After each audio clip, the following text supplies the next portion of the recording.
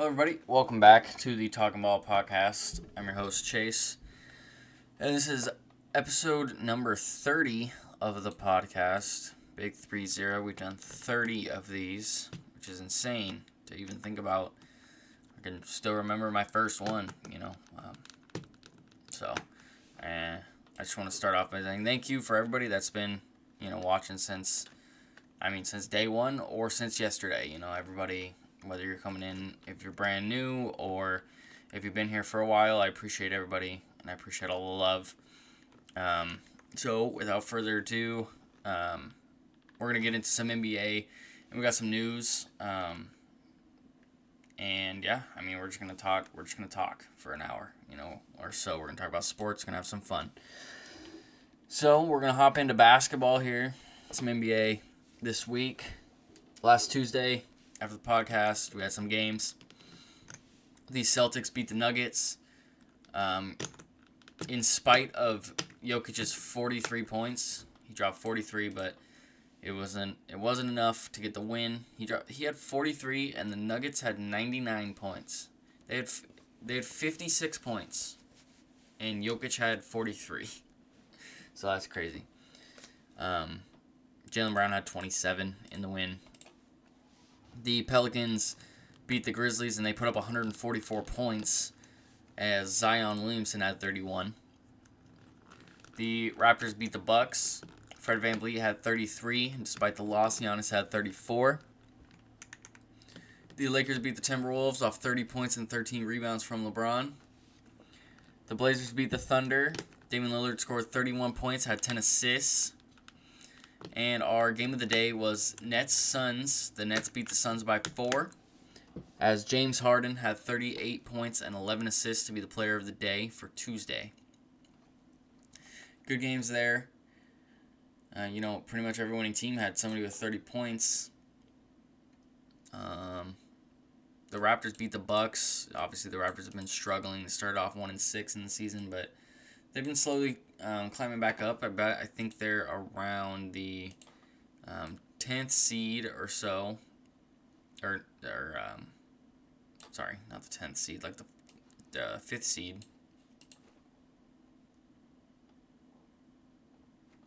Let me see. Did I pass them? I did. Yeah, they are the 5th seed. They're the 5th seed. They started off weak, but then I was 16 and 15. So I'm not terrible. Moving on to Wednesday, though. We have Magic and Knicks, as Terrence Ross had 30 points off the bench in the win. Dark horse for 6th man of the year, by the way, Terrence Ross. I saw a thing. Who's your 6th man? Terrence Ross, Jordan Clarkson, or Chris Boucher. All very deserving. I think it's going to be Jordan Clarkson, just because he's just been balling off the bench. He's averaging about 18.5 and 4 rebounds, shooting extremely well. Chris Boucher, he's only averaging like 13.5, but he averages about 2 blocks, a steal, and 7 rebounds off the bench. And Terrence Ross averages about 16 off the bench, about 5.5 rebounds, 4 assists. Shoots really well and gives them a spark off the bench for sure for the Magic. I think it's going to be Jordan Clarkson, but you never know. The Hawks beat the Celtics off of 40 points from Trae Young. Tatum did his best and had 35, but could not get the win. Sixers beat the Rockets by 5, as Joel Embiid had 31 points and 11 rebounds to continue his MVP campaign. There you go. That's the word. The Wizards beat the Nuggets, and it was not Bradley Beal. It was not Russell Westbrook, but it was Davis Bertans. Yep. Davis Bertans, the Latvian laser, baby. 35 points, and he hit 9 threes. I believe he was 9 for 11. And that's it. He only made 3s. I'm pretty sure.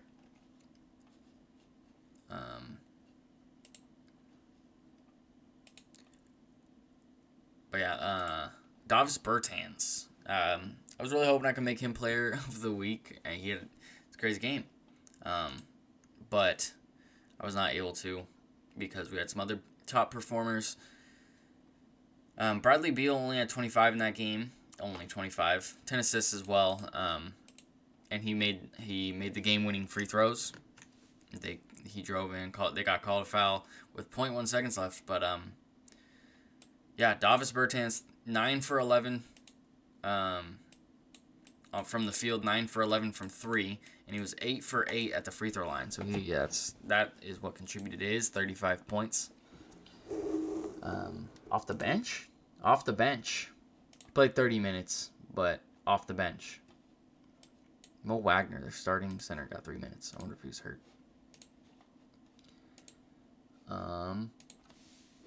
Anyways, moving on. We have the Pacers and Timberwolves game went to overtime. Oh, sorry. With that Wizards and Nuggets game, Jokic scored 33 and Jamal Murray had 35. So, really good performances there from them two, but could not pull out the win.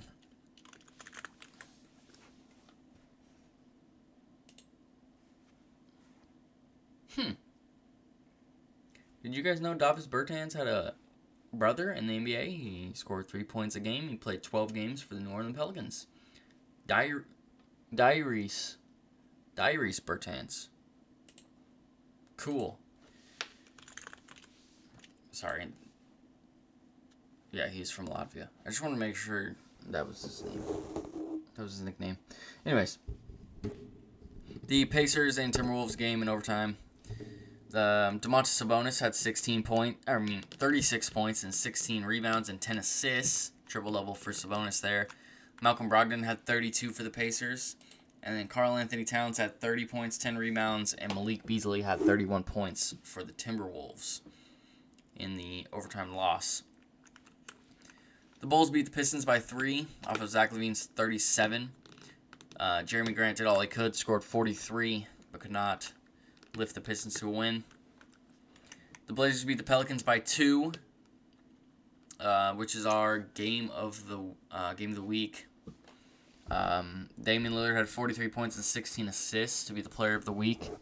And Zion had 36 points in the losing effort, but 16 assists to go along with 43 points. It's pretty dang good for Dame. The Grizzlies beat the Thunder by 9. Jonas Valanciunas had 22 points, 12 rebounds. The Warriors beat the Heat off of 25 points and 11 assists from Curry. And the Jazz beat the Clippers off of 23 points and 20 rebounds for Rudy Gobert. Good games there on Wednesday. On Thursday, we only had 3 games, and by default, I kind of just chose the highest score in the games, and it was a big win. So our game of the week was Raptors-Bucks, day, was Raptors-Bucks, and our player of the day for that game was Norman Powell, who had 29 points. I want to give a shout out to Norman Powell. He had a really big game against the Warriors in the playoffs, I believe, or some game. And the Raptors won. I don't know if it was in the playoffs. I can't remember, but the Raptors won. Sorry. Backtracking again. It was Steph Curry's first game back, I believe. It was something like that. Something about Steph Curry being back. And Norman Powell had like 40-something. And they were only posting about Curry, who only had like 25 points. And so I tweeted under it Norman Powell's stat line, and it went off. It went crazy. Let's see if I can find it here. I think I posted it on here.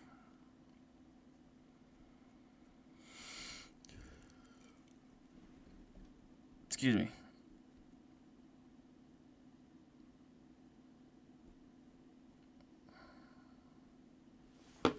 Sorry. All right. But yeah, Thursday, continuing, Nets beat the Lakers by 11. James Harden had 23 points and 11 assists. And LeBron had 32 points for the Lakers in the loss.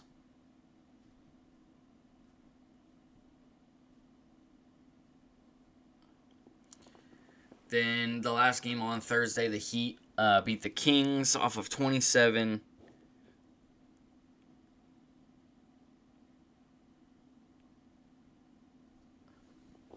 Off of 27 from Tyler Hero.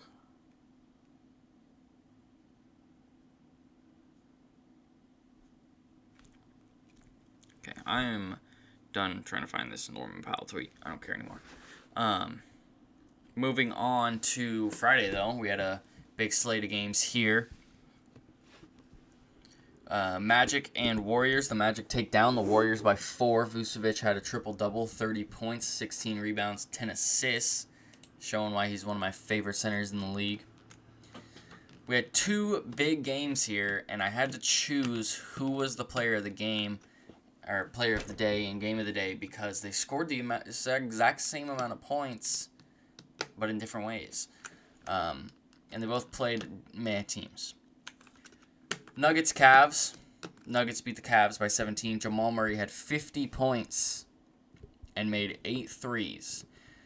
And I know what you're thinking, oh, he's definitely the player of the day, for sure. But he's not. Our next guy.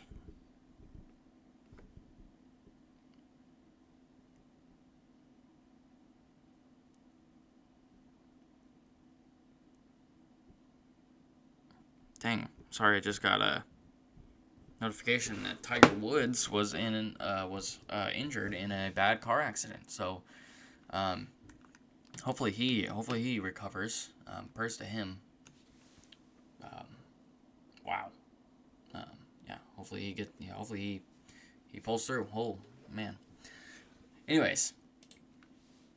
But yeah, no. This next game is the game of the day and the player of the day. And that is 76ers beating the Bulls off of Joel Embiid's 50 points and 17 rebounds. Zach LaVine also had 30 in the win. I chose Joel not only because of the 17 rebounds, because that was impressive as well, although Jamal Murray made 8 threes. But the Cavs suck. The second worst team in the East. And the Bulls are the 8th seed in the East. So I figure, Bulls are a better team than the Cavs. So Joel Embiid scored 50 on a better team than Jamal Murray scored 50 on.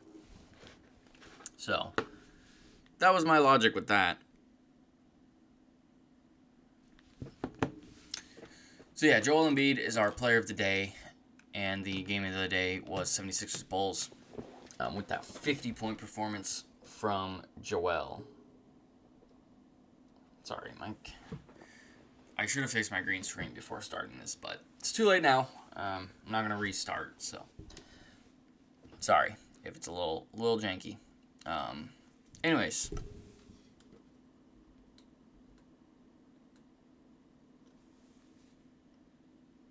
That's a little better. Anyways, Celtics-Hawks. The Celtics beat the Hawks by 12 off of 28 points from Kemba Walker. Trae Young did all he could with 31 points and 11 assists. The Grizzlies beat the Pistons off of Ja Morant's 29 points. The Bucks beat the Thunder, only holding them to 85 points. And Giannis had 29 points and 19 rebounds. The Suns beat the Pelicans off 23 points from Devin Booker. The Raptors beat the Timberwolves off of another good performance by Norman Powell. 31 points for him in the win. And he also made 6 threes?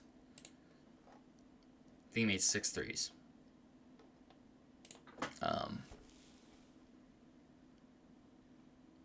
he made 6 threes. 31 points. And the final game on Friday was the Clippers-Jazz. The Clippers beat the Jazz by 4. Kawhi Leonard had 29 points. Donovan Mitchell had 35 in the loss for the Jazz. Yeah. Moving on to Saturday. The first game is our game of the day. The Hornets-Warriors. Hornets win 102-100. Terry Rozier had 36 points, and he hit the game-winning shot with no time left on the clock. Or, well, there was like 0.2 seconds left. But, Terry Rozier is our player of the day. He didn't score the most points by anyone on the day, but he beat a good Warriors team. I mean, a good Steph Curry team. And he had 36, and he hit the game-winning jump shot. So, I'm giving it to him. The Heat beat the Lakers by 2. Kendrick Nunn had 27 points. The Bulls beat the Kings off of Zach LaVine's 38 points. The Suns beat the Grizzlies as Devin Booker had 23. And the Wizards beat the Blazers in the battle between Beal and Lillard. Beal had 37, and Dame had 35 points, 12 assists in the loss. Moving on to Sunday. The Pelicans beat the Celtics in overtime. I watched this game, pretty sad. Brandon Ingram had 33 points as well as a few clutch shots. And Jason Tatum had 32 as well as the game-tying buzzer beater to send it to overtime. Could not pull out the win, though.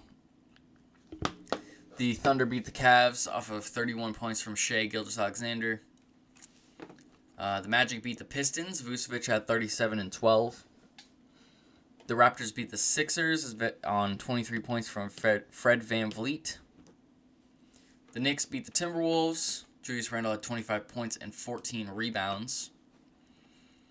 The Hawks beat the Nuggets. Trae Young had 35 points, 15 assists.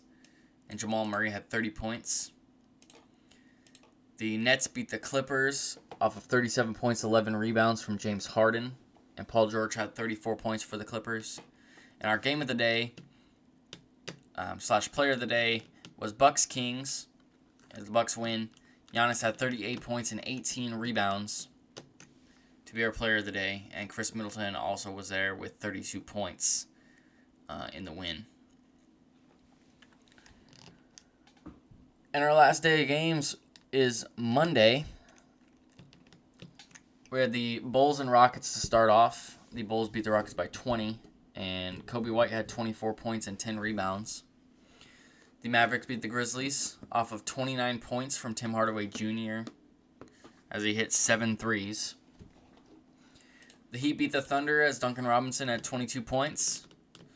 The Suns beat the Blazers by 32 off of 34 points from Devin Booker. The Jazz beat the Hornets as four players go for 20 or more. Donovan Mitchell had 23, Jordan Clarkson had 20, Georges Niang had 21, and Joe Ingles had 21. So very, very good all-around team performance there for the Jazz. And our game of the day was Wizards-Lakers. The Wizards beat the Lakers by 3. Bradley Beal had 33 points, and our player of the day was Russell Westbrook. 32 points, 14 rebounds for him in the win. Big win against the Lakers. 5th win for the Wizards in a row, I believe. And LeBron had 31 points and 13 assists in the loss. I just wanted to give it to Russ. He had that double-double. And I think I like Russ. I'm a big fan of Russell Westbrook. I've always have been. A lot of people don't like him. I just think he's misunderstood. I don't know. I think he's a great NBA player. Pretty inconsistent jump shooting wise. Not the most consistent shooter, but he can score. He can do it all. He can score. He can rebound. Obviously, he's one of the best triple-double assets in the game. Averaged a triple-double in 2 separate seasons.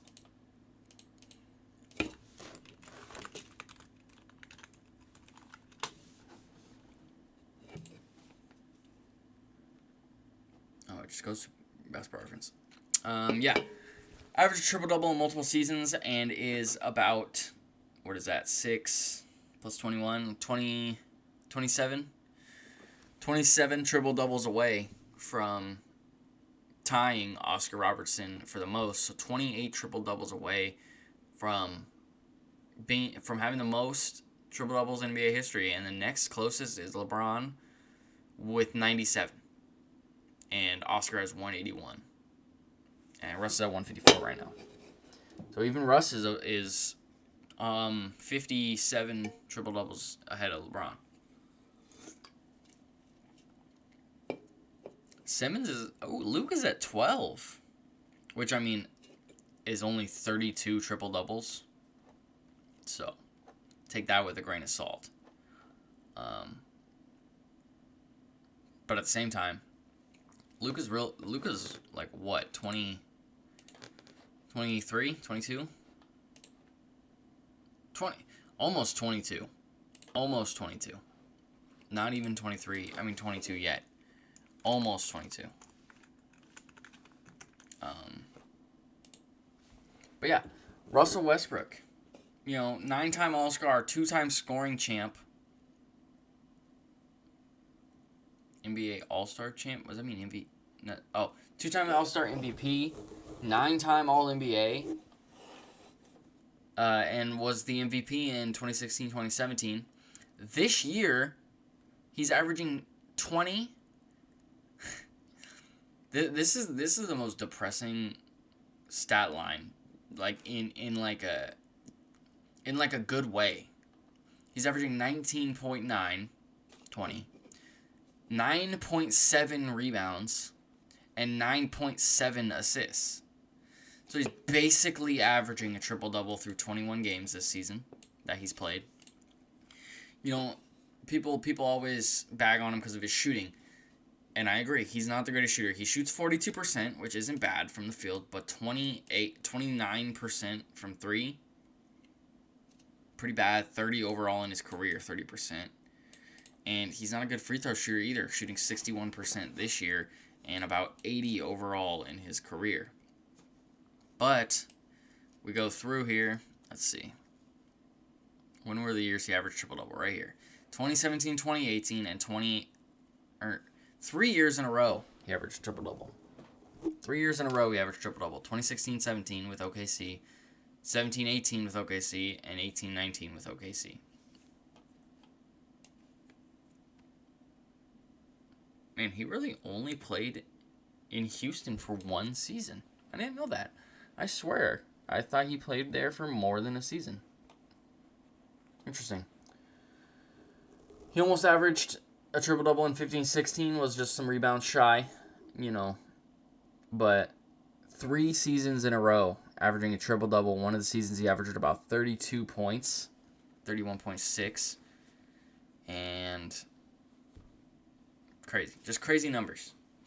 And even this year, 20, 10, and 10. 29.7, 9.7. So, he's doing well. He's playing well. I don't understand. I mean, could work on the 3-point shooting. He makes about 1 a game and shoots about 4. So, needs to work on that. Needs to work consistently on his field goal percentage. Excuse me.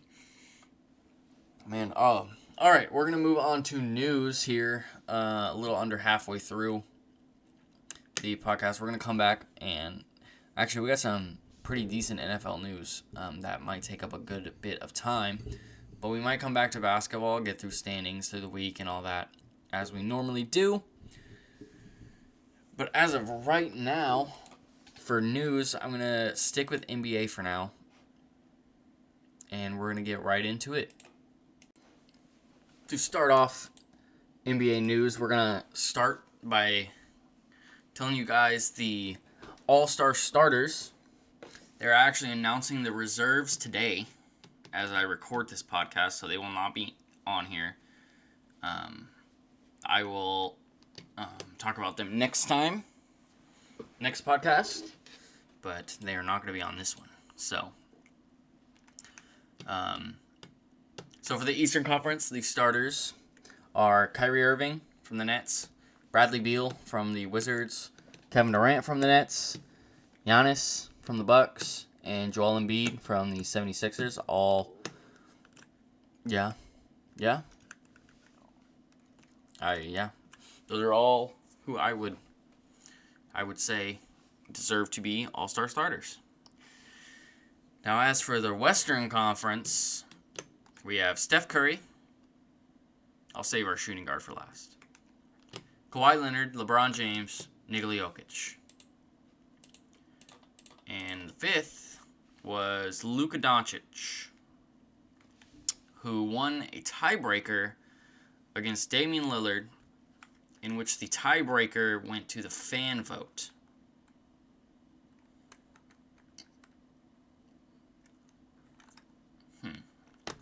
Interesting.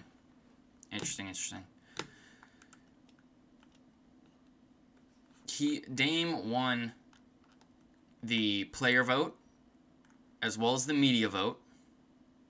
You know, the votes of the people who know about basketball and talk about basketball and write about basketball every single day of their life.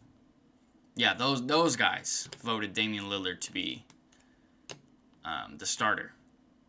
As well as the guys who, you know, play basketball against or with Damian Lillard every single day. Well, I guess not every day, but pretty much every day. But no, the fans, the 6-year-old little Timmy, who's a Dallas Mavericks fan, probably voted for Seth Curry to be the starter, and Luka and Kristaps and Tim Hardaway and all of them. But because his vote counts twice as much as the media and player vote, the fan vote is 50% of the starters, and the media player vote is the other 50%. So Luka had more fan votes for him than Dame did with the media and the player votes, which is ridiculous. I don't understand why a league would put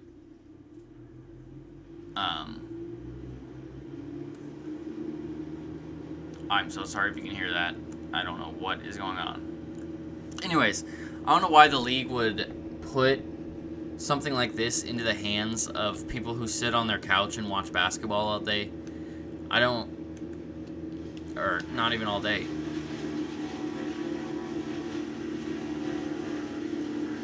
Jesus Christ. Anyways, yeah, I don't know why the fan vote is such a big part of the All-Star game. It makes no sense at all. Damian Lillard deserves to be the starter over Luka 100%. Obviously, the media said he does. The players said he does. You know, I'm going to go with the media and the players over the fans because, you know, the media and the players get paid to know about basketball and play basketball. Whereas fans just sit on their couch and vote for Alex Caruso to be a starter, and boom, there's your wasted freaking fan vote. You know, and it is a joke. The fan vote's a joke. I'd say 90% of people actually, like, take it seriously. No, I'd say about 75% of people probably, like, take it actually seriously and research the players that they're voting for. Then I'd say about 20% of those people take it as a joke and vote for guys like Alex Caruso and Thon Maker and, I don't know, who else is a meme? Kostas Antetokounmpo, all those guys.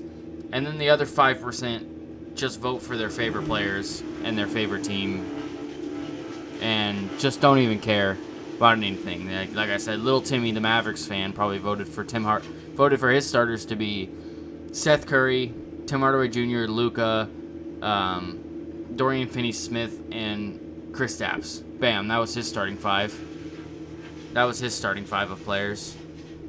So, fan vote is stupid and ridiculous, and should not be 50% of the freaking vote. That's just atrocious. 50% of the vote is from the fans, who half of them don't even know what they're talking about. They're just voting for people who they know. Like, oh, LeBron James, I know who that is. Either way, those are the starters. And we're waiting on the reserves as we speak.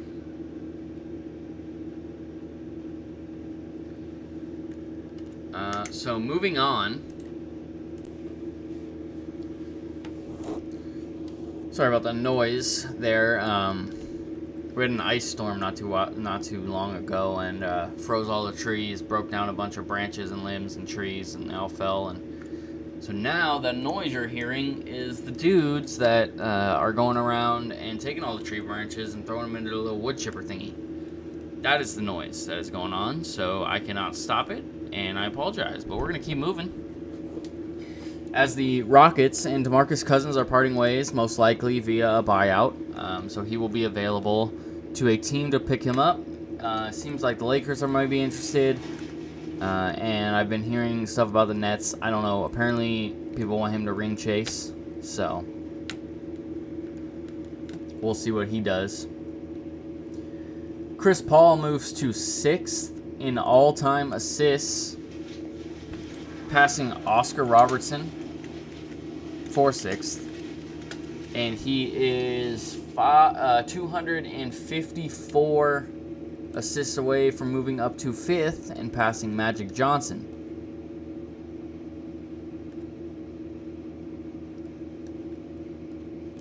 Chris Paul, obviously one of the best point guards of all time. Still looking for the ring. I don't know if he's going to win it in Phoenix. Might be a little too far-fetched, but we'll have to see.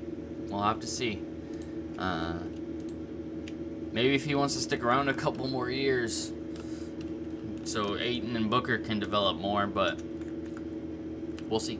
And Mikal Bridges. The Timberwolves fired their head coach Ryan Saunders. He went 19-45 last season, and so far this year they are a very disappointing 7-24. And something they did that has never been done before is they fired their coach and immediately hired Chris Finch off of the Toronto Raptors assistant coaching squad. So Chris Finch is just, the day before he got hired, probably coaching in a game for the Raptors, and the next thing you know, he's the head coach of the Timberwolves. A lot of people are mad because somebody on the Timberwolves an assistant on the Timberwolves, Vanderpool, I forget his first name. Apparently he is a very good candidate, and people are mad that he did not get hired. But yeah, I don't know much about it. And finally, LeBron James reaches 35K points. Doesn't move up or anything. He's still 3rd. He's 1,928 points away from Karl Malone and 3,387 from Kareem Abdul-Jabbar. If he plays 3-4 more years at the way he's doing, he can break the record. But yeah.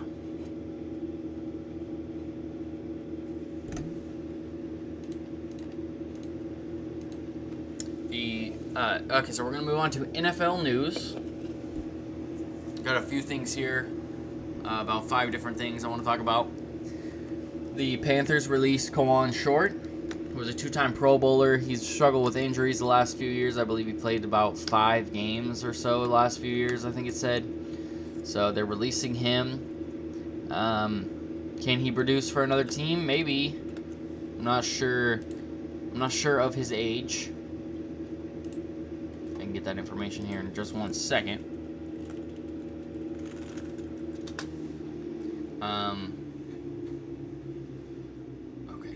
Okay, so he's 32. Not bad. 32, dealing with some injuries. Yeah, he played 5 games over the last 2 seasons. And, barely had any stats. He had about 10 tackles in total. No sacks. But in 2015, he was a Pro Bowler. He was also a Pro Bowler in 2018. Weirdly. Because that was one of his worst years that he played multiple mini games. But in 2015, he had 11 sacks and 55 tackles. So, at the D tackle position. So I think he can definitely produce. I think he can definitely be a productive piece on a team. We'll just have to see if he gets picked up. The Dolphins extended Pro Bowl kicker, or All-Pro kicker Jason Sanders to 5-year, $22 million contract. He was perfect on PATs last season and only missed 3 field goals all season, making 36 out of 39. Good for him getting the bag for the kicker, and good for the Dolphins for securing a All-Pro, one of the top kickers in the league, for 5 years. This one's a big one. I'm going to save it for last. So I'm going to move on to Eagles releasing Desean Jackson. He had 8 starts in the last 2 seasons just from injury. He can still be productive. He's definitely a good receiver still. He's older. He's older. He's 34. He played 5 games last season, had 230 yards on 14 catches and 1 touchdown. 3-time Pro Bowler with Philly. Has some very productive seasons. From like 2008 to 2016 even to 2018 he had decent production. And then these last 2 years have just been kind of rough just from injury. He played in 8 games. He had 36 targets over these 2 years. He scored 3 touchdowns. So it's a very lackluster couple last seasons for him. And for our other piece of Eagles news was that they also released Alshon Jeffrey. He had 13 catches last year. He's 31. Just turned 31. No, he had 13, or he had 6 catches, 13 targets, sorry. And played in 7 games, 115 yards, a touchdown. So, 6'3", 31, still a good receiver. I don't think he's washed just yet. He was a Pro Bowler. I think he can be productive for a team. I want to see him go back to the Bears, maybe. The Bears, maybe, where he was a Pro Bowler. But yeah, and that brings us to our last piece of NFL news. The biggest piece of NFL news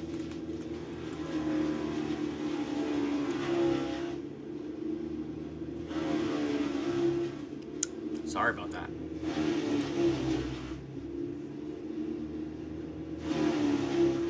It still says he's on the Eagles. The Colts acquired Carson Wentz from the Eagles.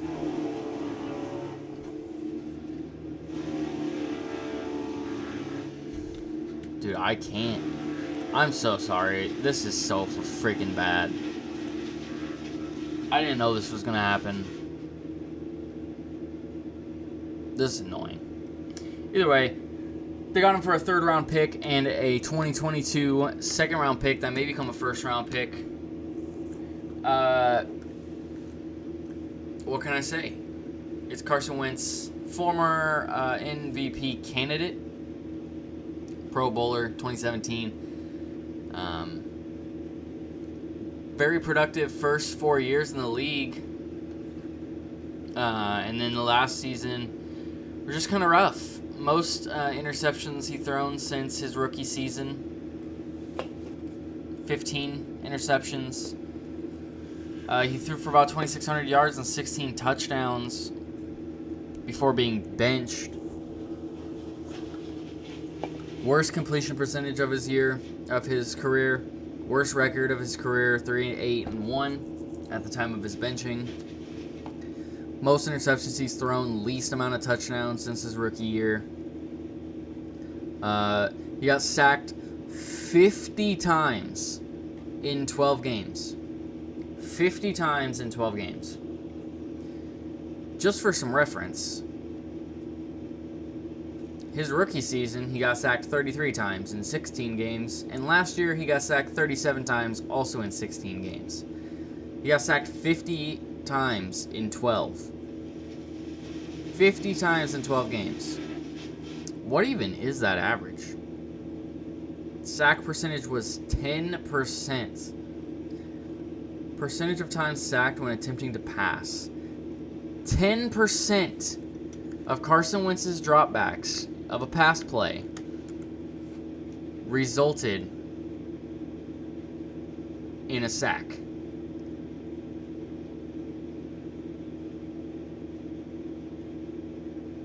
That's insane. 10% of his dropbacks resulted in a sack.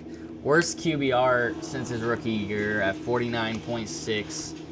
Worst yards per game at 218.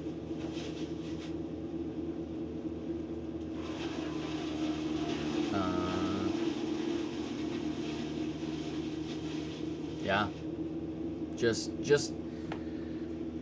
I hope he plays well. I like Carson Wentz. I don't think he's a bad quarterback. I just think the injury just set him back tremendously. And a lot of players come back and play well after injury. He didn't play terribly. I mean, he didn't play good. Definitely was not a bad quarterback by any means. He just doesn't have the right mental. He's scared. He plays scared. He doesn't play like MVP Carson Wentz anymore. He plays like torn ACL Carson Wentz. And it's sad to see. It's sad to see a former MVP candidate go from one of the most dominant quarterbacks in the league, getting injured, and then just being scared. Playing scared. It sucks. It sucks to see, but I hope he comes back for the Colts and plays well. The Colts needed a quarterback. Obviously, Phillip Rivers retiring. They could, like I said last podcast, what do they go with? Jacoby Brissett? I said that, or they needed to make a move. They made a move, and they got Carson Wentz. So, we're gonna see.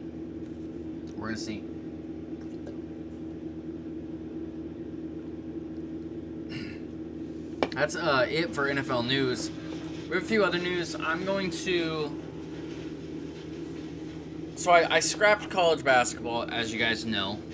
But I'm going to come back to it a little bit and do as we're getting closer to March, go through maybe some upsets, some big upsets, and some big games.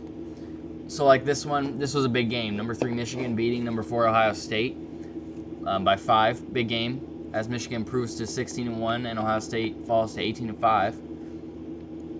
Unranked Duke upsets number 7 Virginia 66-65. And I heard a lot of people when I saw this. I saw a lot of people saying this is an upset. It's Duke.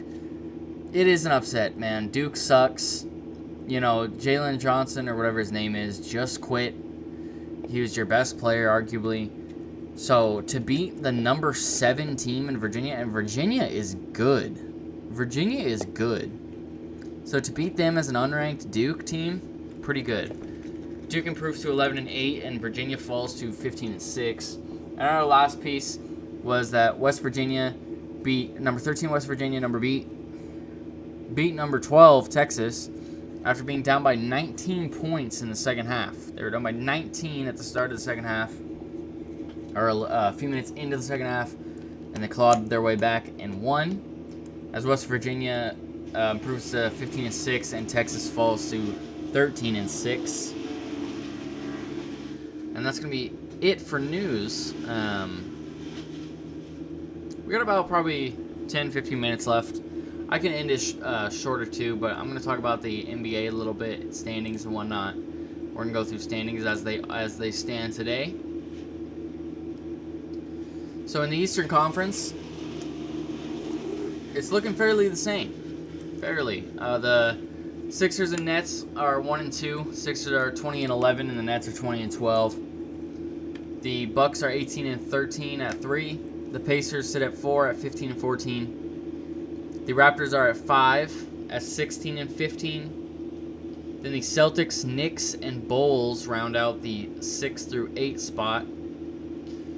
Sitting closely behind is the Hornets at 9 have the same record as the Bulls at 14 and 16. Then the Heat still struggle at 10, 14 and 17, and then the Hawks, Magic, Wizards, Cavs, and Pistons round out the bottom part of the standings. That the Pistons are 8 and 22 in last place. And in the West, we have the Jazz sitting up top still at 25 and 6. The Clippers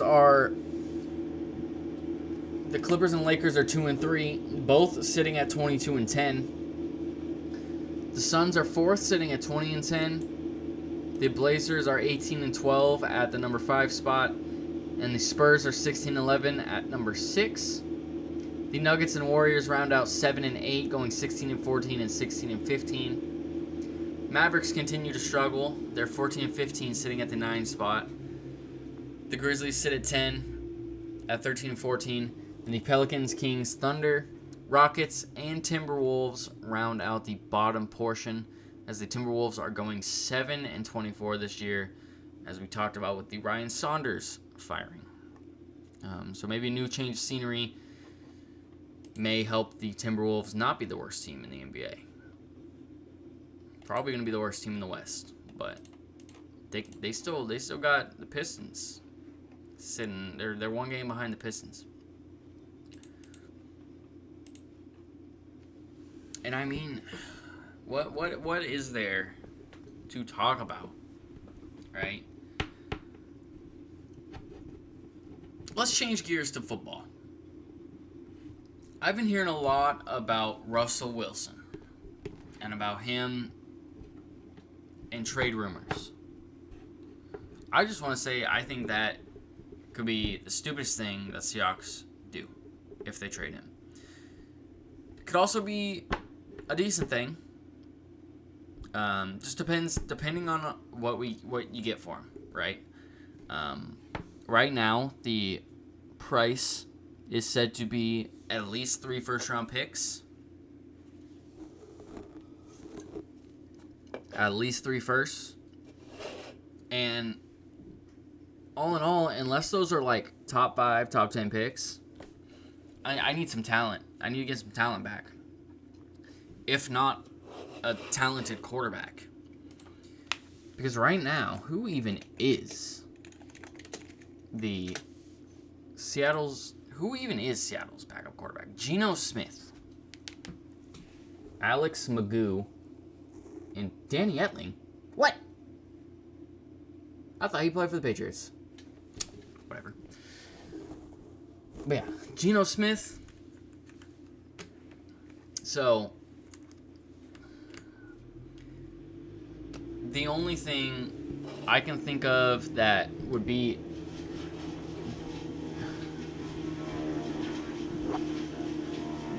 even be minorly beneficial to the Seahawks, along with 3 first-round picks. Say you get 3 first-round picks regardless. This year's first-round pick and 2 in the future. I think Jets could be a good option. 3 first-round picks, even with or without Sam Darnold. I like Sam Darnold. I like his game. I don't think he's bad. I think the Jets are bad. So, if you can get Sam Darnold, the 2nd overall pick, and then a couple more picks, might be talking business. Because then you can get Sam Darnold. You can use that pick to draft another quarterback if you want. Or you can use that pick to draft one of the other top talents in the league in the draft. Penei Sewell from Oregon. Help bolster that O-line. See? That's Russell Wilson's main concern is the O-line. So if you can somehow keep Russell Wilson and make sure he has an O-line behind him, then do that. Do that. But if you can't figure out a way to put an O-line behind Russell Wilson, he's not going to want to be here. And I don't know when his contract is up or if his contract... I don't know when his contract is up. Let me see.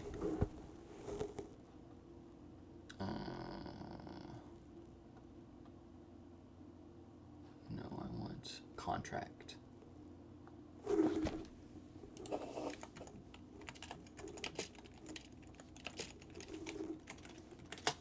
Let's see. Contract breakdown. Sports Track, baby.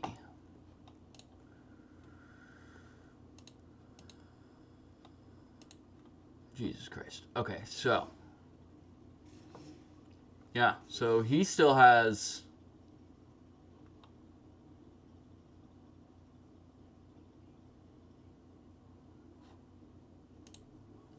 This is the 20. This is 2021, so this is his next season. He still has 3 more seasons left. 3 more seasons, and until he's an unrestricted free agent. He has a no trade clause. Although if they find a trade that may suit him well, he could waive it.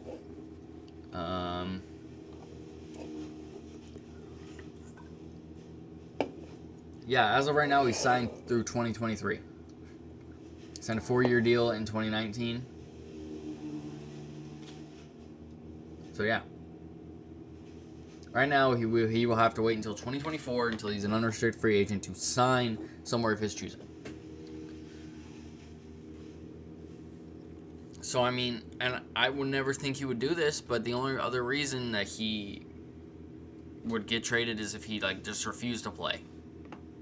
And I don't think he would do that. He's not that kind of guy, but you need to bolster this O-line. Who are free agents? O-line free agents. Let's see. This is a whole... I don't want a list. I just want a PowerPoint spreadsheet of free agents. You need to do something. You need to sign some free agent guys.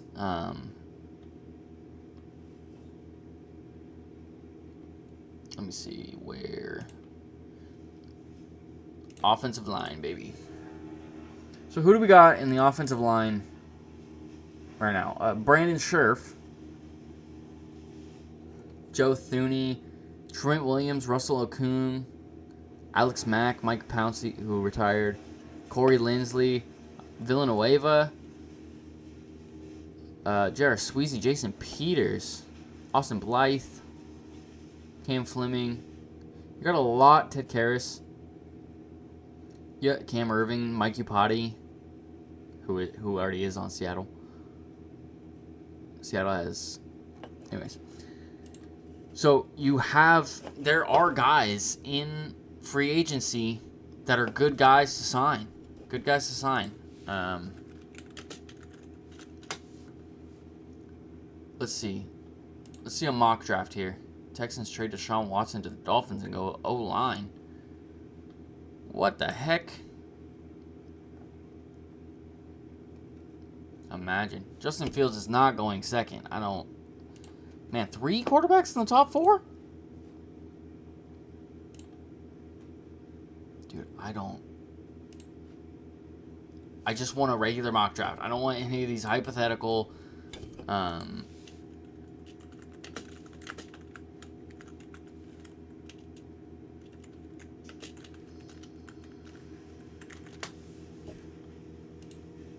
I don't want a hypothetical trading up and whatever. Okay. Here we go. The best... I mean, obviously Penei Sewell. They're not going to be able to get him.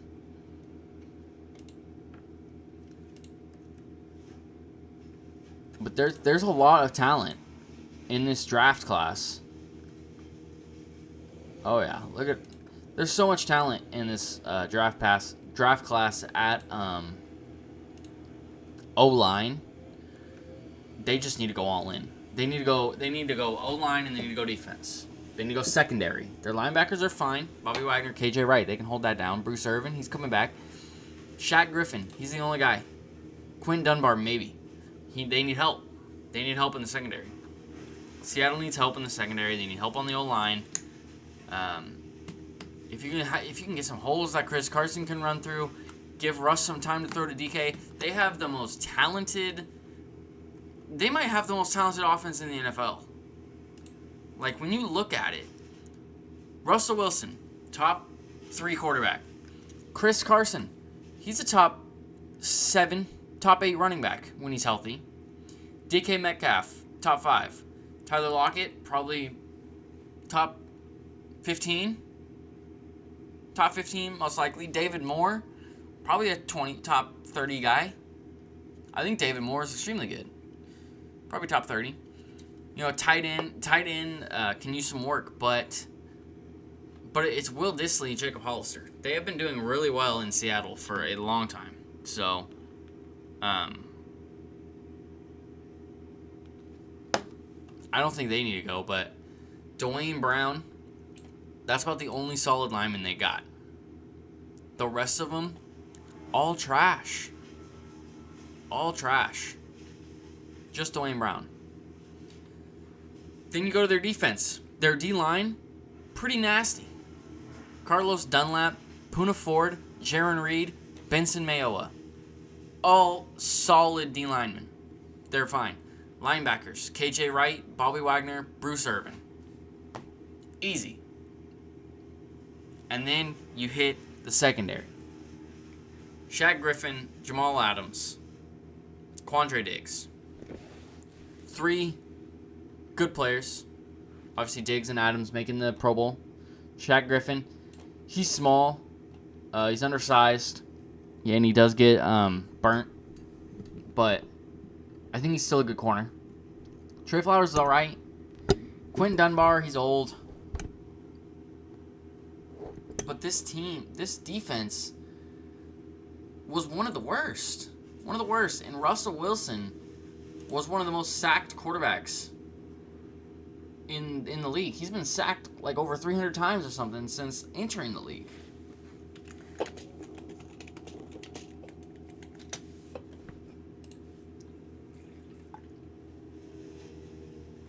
Yep. He got sacked the most of the last season. And if you want to be real about it, Carson Wentz got sacked the most because he got sacked 50 times in 12 games, and Russell Wilson got sacked 52 times in 16 games. So, technically, Carson Wentz was sacked more often in his time playing, but Russell Wilson was sacked the most times in the NFL. You say, I think Russell Wilson, top 3 quarterback. I think right now in the league, and I hate to do it, but I think Patrick Mahomes, Aaron Rodgers, Russell Wilson. That's my top 3 right now. Tom Brady, Josh Allen. That's my 5. That's my 5. Right off the top of my head, that's my 5. So far, in these top 9, none of those guys are here, besides Russell Wilson. Let's see. Josh Allen's at 10. Tom Brady at 16. Patrick Mahomes is ranked 20th in the amount of time sacked. Aaron Rodgers at 22. And finally... Wait. Oh, I already said everybody. But you can see these quarterbacks that are my top quarterbacks and top quarterbacks in the league don't get sacked a lot. Russell Wilson got sacked 52 times. And out of my top 5 quarterbacks, Josh Allen got sacked 34 times, which is the most out of my top 5 besides Russell Wilson. My top 3, the most besides Russell Wilson, Patrick Mahomes at 26. And Aaron Rodgers got sacked 25 times. Half. Patrick Mahomes got sacked half as much as Russell Wilson did. Maybe not in the Super Bowl, but half as much as Russell Wilson did. And look at the team's records. I don't know how that's possible. How the Seahawks are still good, even though Russ gets sacked 52 times this season, and their defense is one of the worst. I don't understand it. Either way, if they trade him, They better get a good package. You know, I feel like they need talent and a quarterback in return, whether that be from draft picks this year or just getting a quarterback. I also thought 49ers would have been a nice one, getting 3 picks and Jimmy Garoppolo. Even though I don't think Jimmy Garoppolo is a franchise quarterback, I think he's a good quarterback, at least for now. And if you can get 3 picks with him, that's not terrible. But I think it'd just be a bad decision. I think Russ should stay, and you should build around him, as it always should have been. So bolster that O-line, bolster that secondary on that defense, and get to work with Russ. Either way, that's going to do it for the podcast. We're about an hour in. Oh, excuse me. Sorry about all the noise outside. I didn't know any of this was going to go on today, but the show must go on, as they say. So, yeah, and I just want to thank everybody again for the support and showing love on the videos and the podcast on Spotify and whatnot. I really appreciate it, and I will catch all of you guys next week. Peace out.